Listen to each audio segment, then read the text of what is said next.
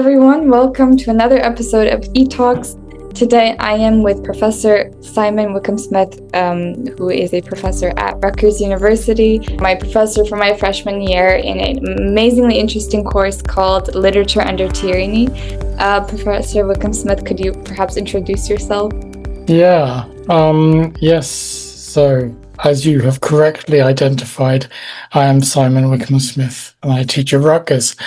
What do I do? You do so many different things. I kind of threw the ball to you because I don't know which part of. Well, on the purely Rutgers level, I teach in the writing program, which is part of the English department.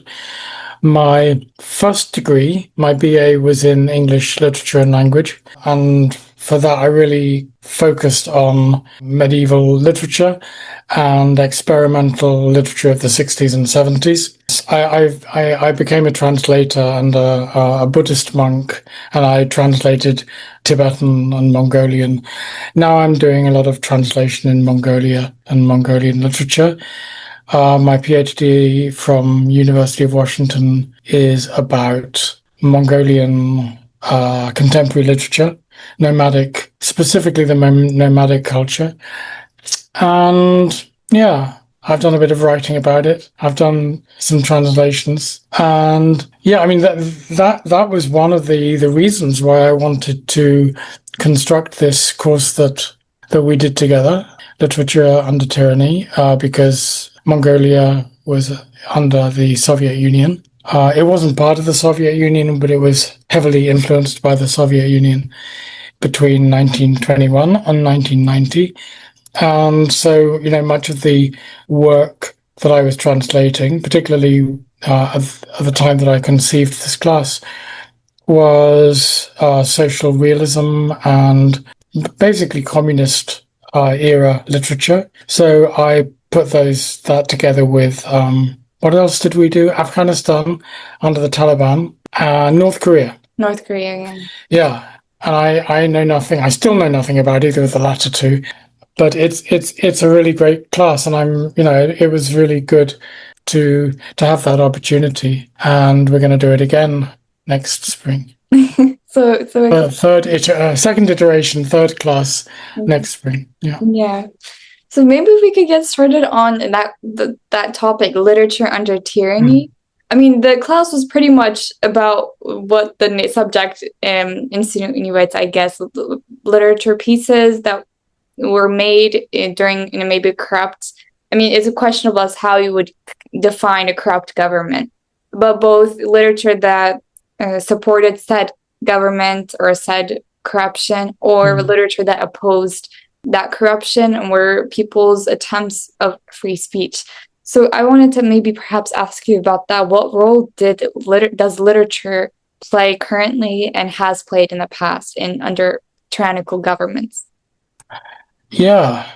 Well, I mean, you are a very good person to ask that question of too, right? I mean, Turkey is not exactly the most honest and free country in the world. And actually, your contribution was so precious in that class because you actually kind of knew what you were talking about, which I don't think any of the rest of us did.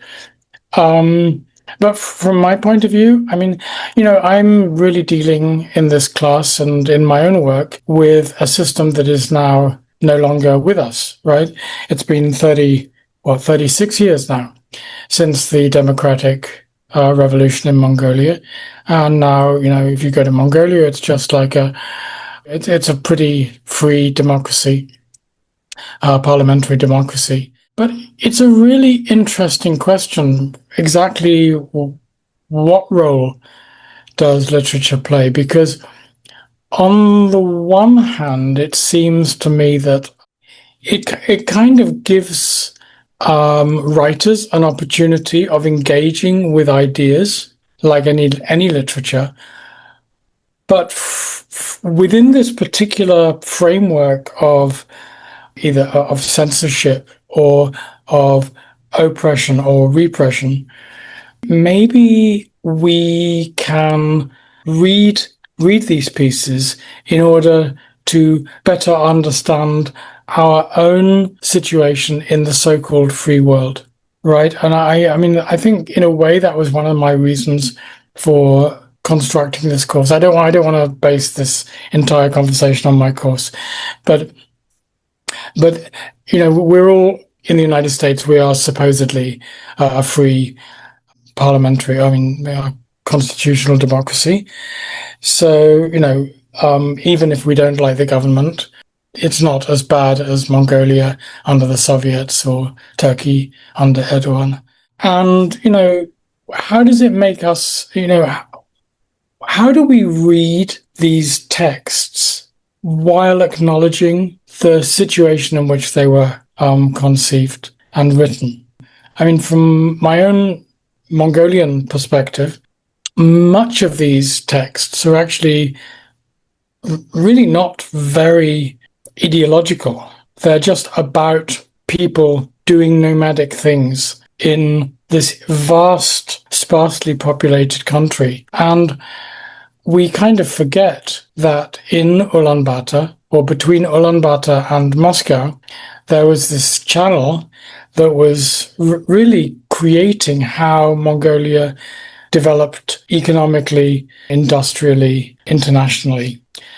But here were these nomads, these people coming to terms with this new system, but living very much in the way that they had lived for many centuries. And it really makes me think now, as we are now in hopefully the waning days, beginning to be the waning days of this administration, whether or not you agree with the government you've got, it's really about how you live, right? How do you live with the life that you have, right? I mean, the United States now and Mongolia then, North Korea when in the period where these stories that we were looking at was written, or Afghanistan under the Taliban, or even Turkey now. All of these systems, which some people think are bad, and clearly some people think are not bad, or have some benefit for many, many people. So how can we process the ideas of literature that are created in this environment? There were several really important Mongolian writers who were members of the government. There was this guy Tsevegmit, who was an ambassador to the UN, and he wrote really, he was one of the more ideological writers. But his writing is beautiful, right? Yes, it's ideological, but it's beautiful. It's very elegant and very eloquent and elegant, and it has a real grounding in the nomadic culture in which he was raised. It has a grounding in tradition. But when he talks about Stalin, when he talks about Lenin, when he talks about the party, the Communist Party, do we just turn away from that? Do we turn it off because it's not what we want to read? Or do we concentrate on what the entirety of his work? And so if we read also literature produced in our own free world, there will be things that we don't like about that literature and things that really touch us. And I think that's in a way, that's the whole basis of literature. There's not every part of a poem or every part of a book or every part of a play which you connect deeply with, but it's all there and it's all touching us somehow and making us annoyed or making us happy or exciting us somehow. I mean, it's just literature. It's just writing. Yeah. It has a certain amount of power, but it doesn't have the power that our inner lives have. It doesn't really touch our inner lives as much as what we're doing in our inner lives. Yeah, I don't know. That's a very rambling answer. It was very interesting. Our audience will find out that my answers are very rambling. No, as they're not rambling, I think it was very relevant. I think we took the right focus in terms of this topic. And from that, I think that was an amazing explanation. But I want to maybe take it to writing in itself, especially literature in today's society as you study contemporary literature. But in when I'm looking at teenagers and young adults, I don't see this search for literature. Well, I don't. The number of people who perhaps even finish a book within a month is very limited. People who maybe pick up a notebook and write in classrooms. We have like kids have Chromebooks and laptops that they typically do their writing on. What is your take on contemporary literature that's being produced in perhaps the free world, I should say, within the scope of our audience, maybe? Oh, wow. Well, I have to admit, honestly, I don't really read. I really don't. I mean, you will see this is the bookshelf of Mongolian literature that still has to be read and translated. So this is what I work on, and I love it, but it's work. It's very difficult still for me to read Mongolian really fluently for hours and hours and hours. Why, however, this is not a deflection. I'm going to talk about why I don't read literature. I think when I was a teenager, I spent my entire life not moving and reading. I just read and read and read and read and read. And it was all very kind of, I think possibly it was a little bit pretentious.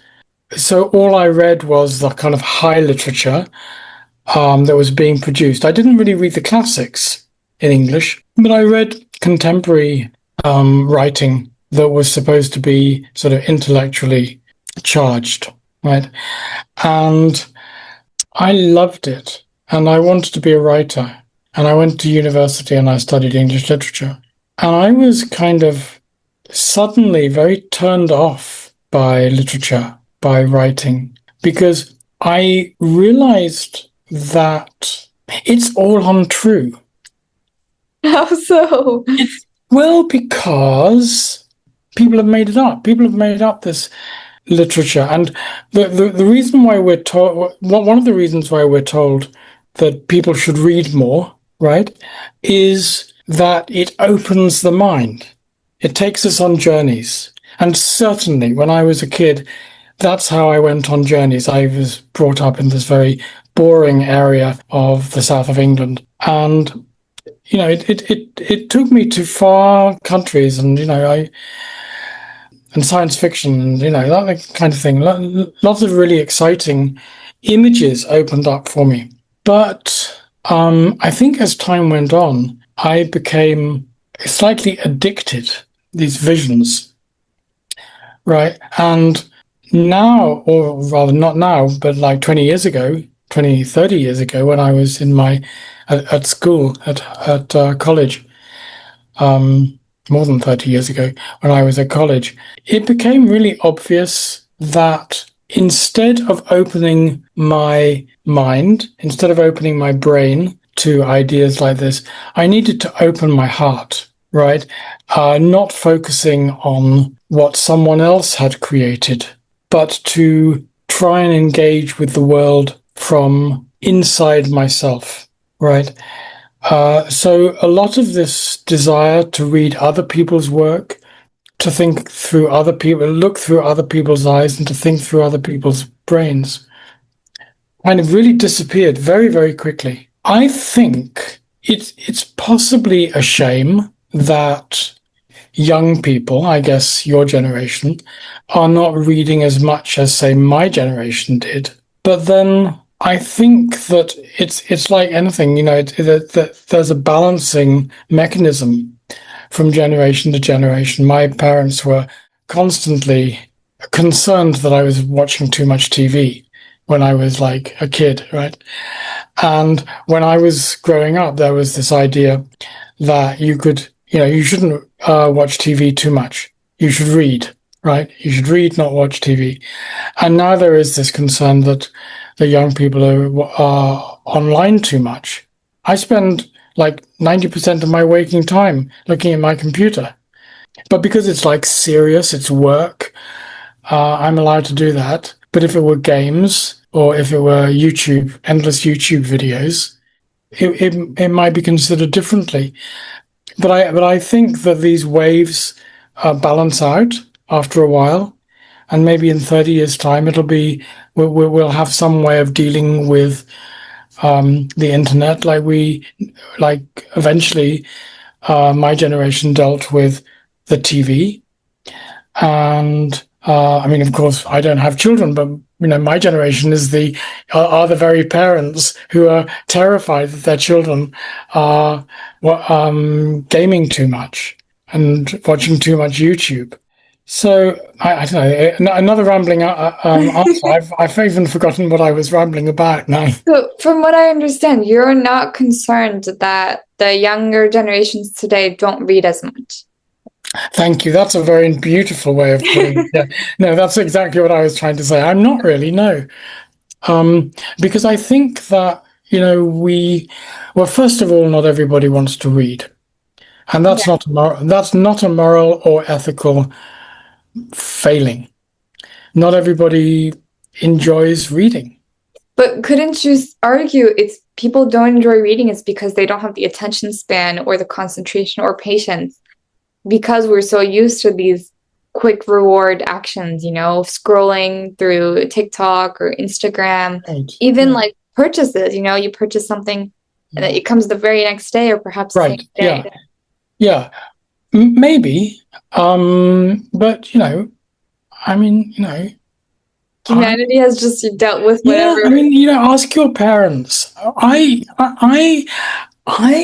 much preferred watching TV than looking at a book when I was, I don't know, 8, 9, 10. My parents were very keen that I read, but I didn't want to read. And I came to reading, and I spent my teenage years reading, and it was fantastic. But I think, we all find our own way. There was this educator called A.S. Neal who founded the school called Summerhill in England. Have I ever talked to you about Summerhill? I don't remember. Yeah, maybe not. So this school, there are schools in the United States called the Sudbury Valley Schools, which are modeled on Summerhill.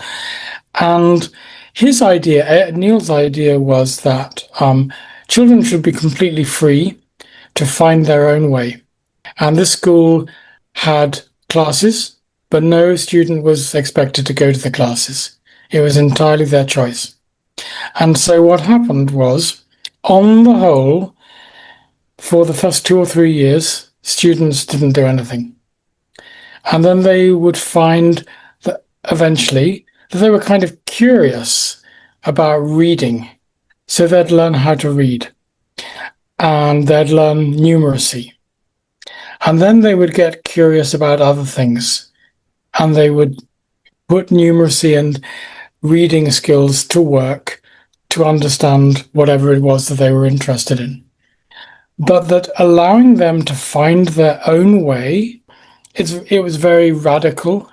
I mean, he founded the school in 1922. So it was a much more radical way than the way that I was raised, for instance. But it seemed to have the effect that people genuinely found out what they were really interested in doing, on the whole. And some people became professors. Some people became high court justices. Some people ended up, being artists. Maybe a few ended up much in the same way as a few of my contemporaries ended up, not knowing really what they were going to do. And I was one of them for many, many years. So, I think people need to be trusted. And I don't think that it's necessary or fair to assume that if you don't like reading, you've got a poor attention span. It might be true, but I didn't like reading, and this wasn't a time with very short attention spans. We all had much longer attention spans, I think. Mm-hmm. And even the cartoons were like 10 minutes. It wasn't like TikTok, right? Yeah. So, in order to watch Mickey Mouse or Donald Duck, we would have to concentrate for 10 minutes or five minutes even. But, I think it's not really fair. I think we all have to find a way of guiding younger people. This is my job. This is our job as teachers. Find a way of guiding people not based upon our history, but based upon what is actually happening right now. Yeah, that's so interesting. What is that? What is happening right now? I don't know How what would is. you? Yeah.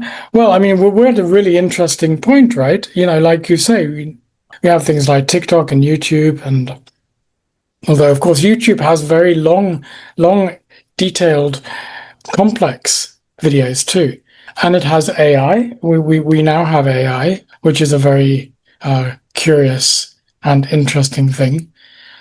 But I think we have to work out in 2026 how to move forward with these phenomena rather than thinking too much about how it was for us, because we're not teaching ourselves, we're teaching another generation. Yeah, even as someone in her 20s, I'm comparing the current generations to my when I was their age. Right, I'm like, this is crazy, TikTok or the whole scrolling and mm, real culture didn't even exist a few years ago. When I was in right, middle school and high school, these things didn't exist, and suddenly right. uh, they appear out of nowhere. And yeah, yeah. But do you take part in this?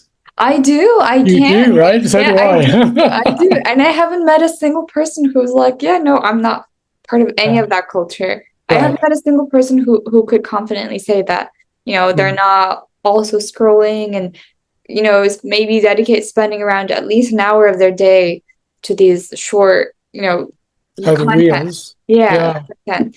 yeah, Or people who are still, writing every day and reading every day. So which brings me to the question of where is this going? With kids who've I work as a substitute teacher in schools, the K through 12 schools, and just today I was in a primary school, and many students, struggle to write, to form mm, sentences, to read, and I'm questioning what is the right age for a child to be able to start reading at this point yeah, or to yeah, write.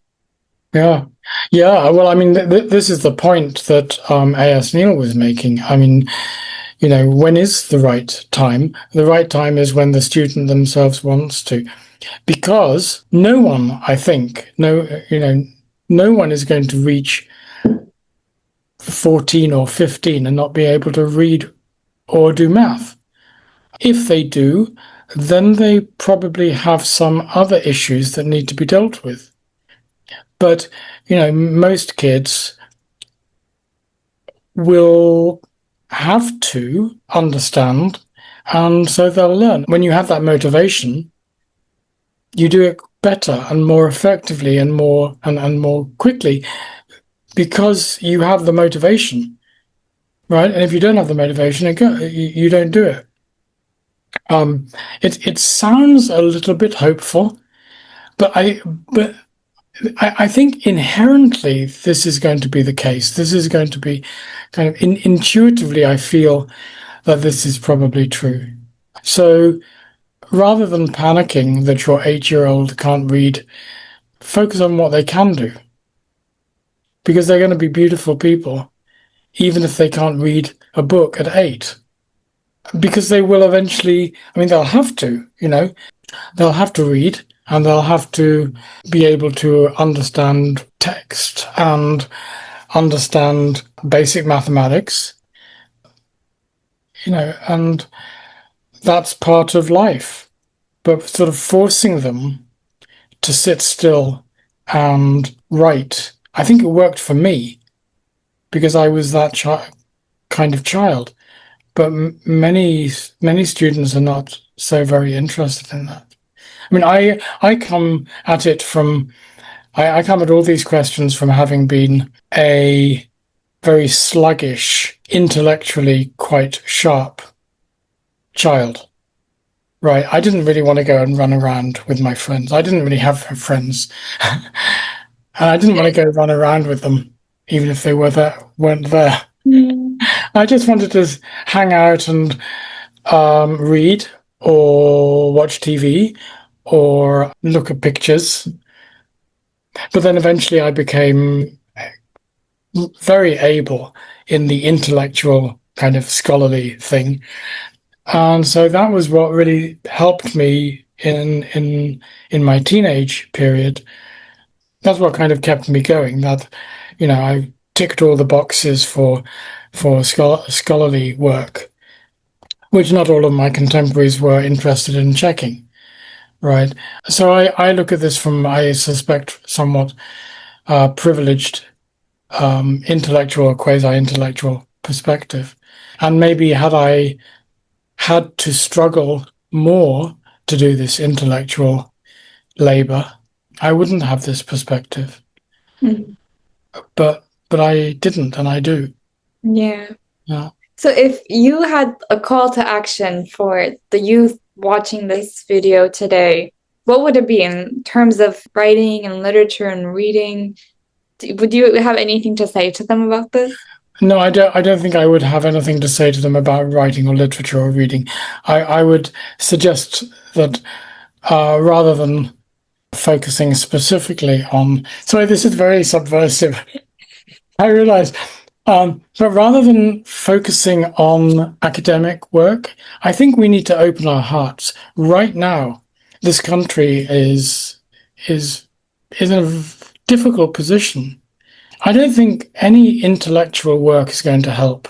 Well, first of all, if you like books, go off and read them. Well, read whatever you want, enjoy. Listen to music, find out about music, find out about movies.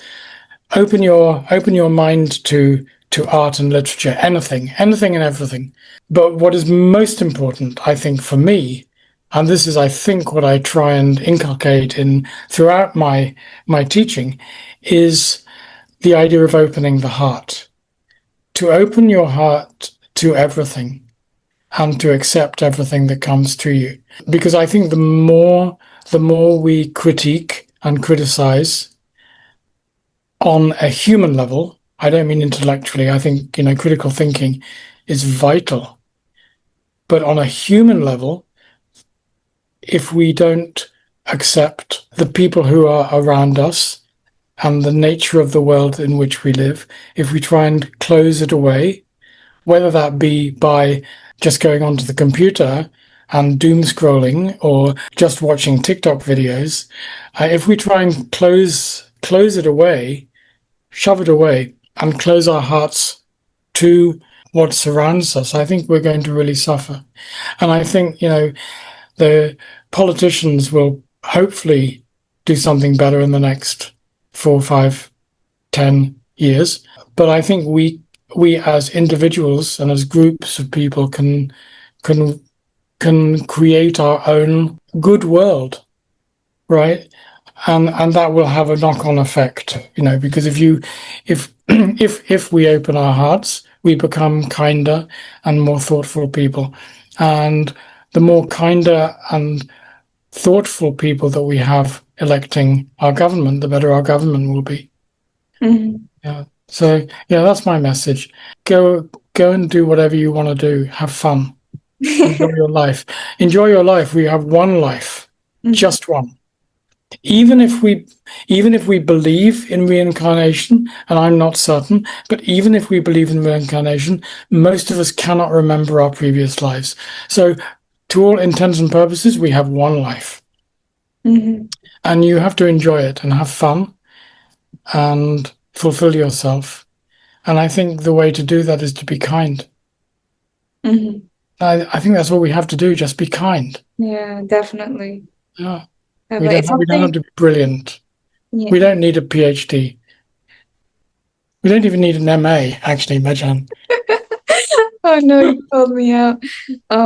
Yeah, you're right. I have nothing to say to that. I completely agree with you. But one thing I could add is the benefits of today's society, of the internet, is how much empathy and thoughtfulness we grow over because we see so many different news and so many different perspectives.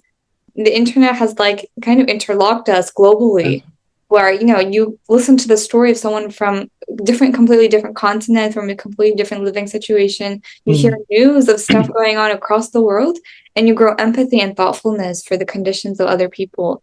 And that's definitely something that's very interesting about the internet too, and the positive effects of the internet. Right. Yeah. Yeah. It has a tremendously positive effect. Yeah. Yeah.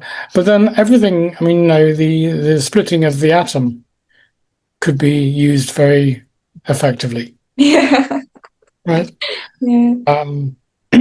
But also it can be catastrophic. Definitely. Yeah. Definitely. I always think about the but this section, and I think while we should seek happiness and joy in what we do, I think our inability for discipline, maybe to maintain discipline perhaps, or to endure a certain type of hardship. I think when you truly enjoy something, you'll endure the hardship that requires you to take that. Like learning an instrument. I always question why I chose the violin, because it's one of the perhaps the most hardest instruments, but it's that joy and that passion for learning and for being able to play well the way I feel happy about that makes me endure that daily hours of practice, perhaps. Right. And I hope that that's something that we understand. And as you say, have fun, enjoy your life. You're only given one life. That involves enduring some hardship and some discipline, and rejecting maybe your current desires. Like maybe I shouldn't binge watch a TV show because I need to go practice the violin or like my artwork or something else. And that's the decision that we all have to make. Right? But that should be our decision.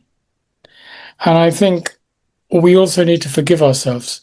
So if rather than going to practice your violin, you decide to go out and have tea with a friend of yours or watch TikTok half an hour or for 3 hours that you would otherwise practice violin, rather than, I mean, it's about opening your heart again. I mean, rather than closing your heart and saying, I'm a lazy person, I'll never get better if I do that.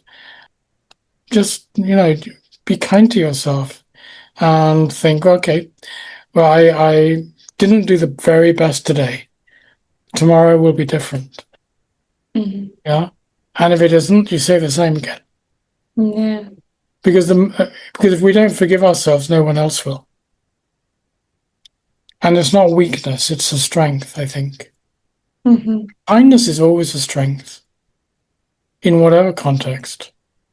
Even if we think we're being indulgent, or even if we think we're being trampled, if we remain truly kind to ourselves and to others, then nothing can frighten us. Nothing will frighten us. Yeah. So you will always be a violinist. Yeah. Right? I feel like I just took a therapy session with you. I appreciate that very much. I don't know if others will find it beneficial, but this discussion was mostly beneficial for me. So it's really fun. Yeah.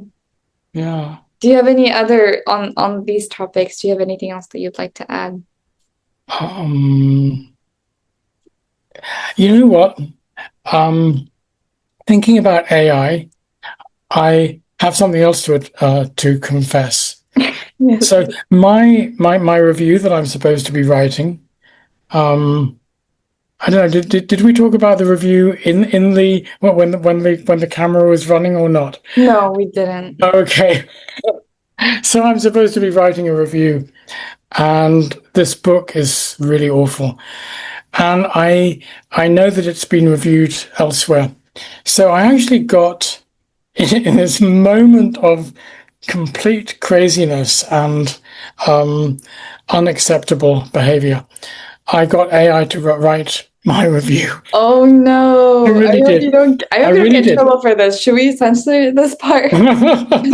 No, because because this is a very salutary lesson for me. Honestly, I wasn't going to use it, but I just wanted to get some ideas. But I read the review. I fed in the book. I fed in all like 5 or 6 reviews, and I said, create a review of 2,000 words, focusing on this, and this. And what it produced was so awful. I had what I had already produced, which was very poor quality, I thought, what was so much better Oh, than what AI wow. produced, that it was really quite a shock. And I think then from my embarrassing experience, I think we can all learn that actually doing the work will always produce something better than AI can do. It is remarkably poor quality right now. And maybe in 5 years it'll be better. But I think if we're maybe learning how to incorporate AI into education, we need to maybe do what I've done with this and do the very best that I can to create a context in which hopefully there would be something useful coming out, and recognizing when I press the button that actually what it produces is really pabulum. It's kind of total crap, right? It really is. And, you can always do better than AI. Yeah. So maybe that is the life lesson that I can convey in this video. Or never ask AI to do it, because your work will always be better, right? Yeah. Yeah. I But mean, cloud, even if you don't think that you write well, oh, it will always be better, mhm. because AI is a robot, right? It's really just a robot right now. I mean, if have you seen 2001 Space Odyssey? No, I haven't. Yeah. So the computer who takes over, maybe this is something that will be coming in the future, but we're not there yet. And there isn't that kind of intelligence, that genuine intelligence. I mean, AI really is artificial ignorance, and there is no real true intelligence.